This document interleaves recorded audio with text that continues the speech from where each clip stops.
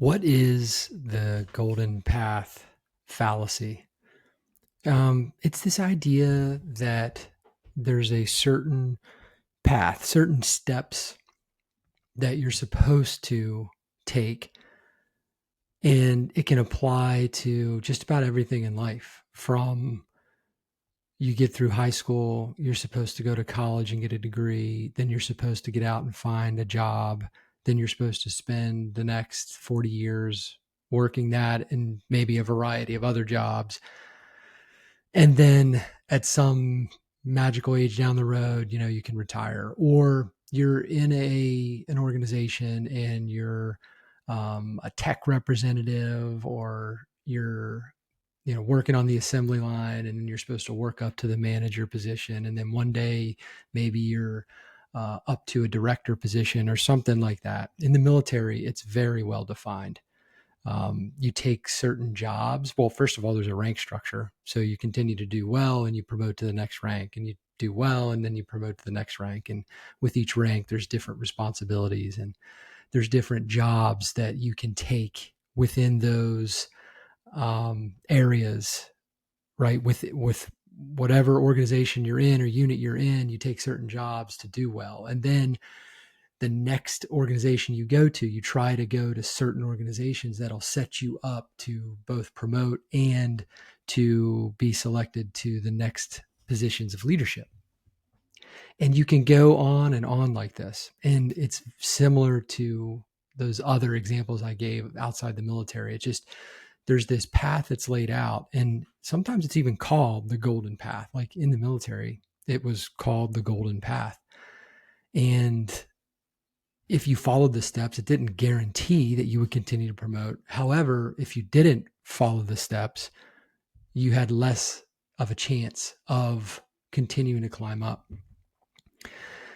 The fallacy there is when there's no examination of that path that you're on, those steps you're continuing to take.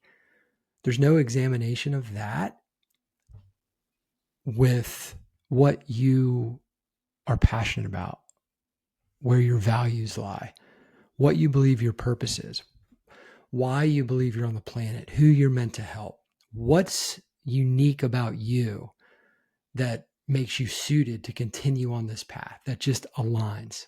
Where's the alignment?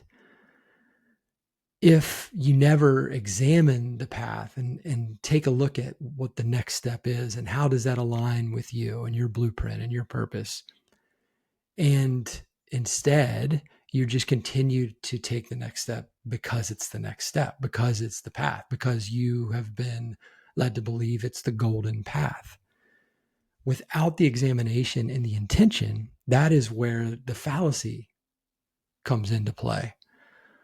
Because how could you know it's the golden path for you if you haven't done the work to really reflect on and consider what it is about you that makes that path so aligned? Now, I'm not saying there wouldn't be some type of emotional connection, some intuition there that it's the right path.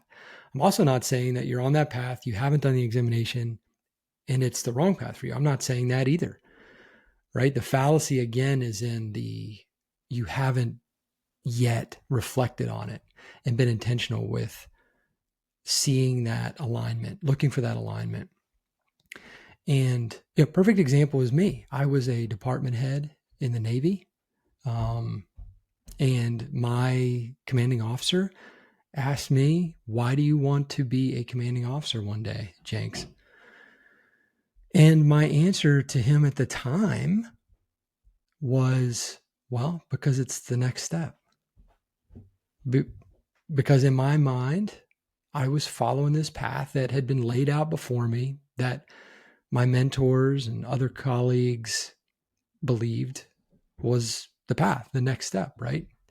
And hey, at that point, I was, 14 years in. And it was like, well, I'm going to stay in for another 6 years at least. Why? Because, well, that's what you do to make it to 20 at least and get the pension. And so it's just the next step. And I realized at that moment, with a little help from my CO, who was a wonderful mentor, hey, do you think that's enough? Is is it really enough to continue to devote your life to something?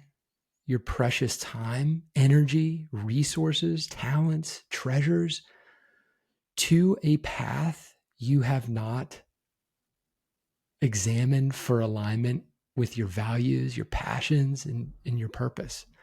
And oh, by the way, I believe we are on the planet with a unique purpose, with unique blueprints.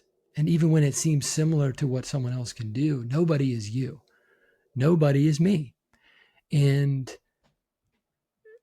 is it really enough to continue on the path without ever giving consideration to if there's that alignment or not?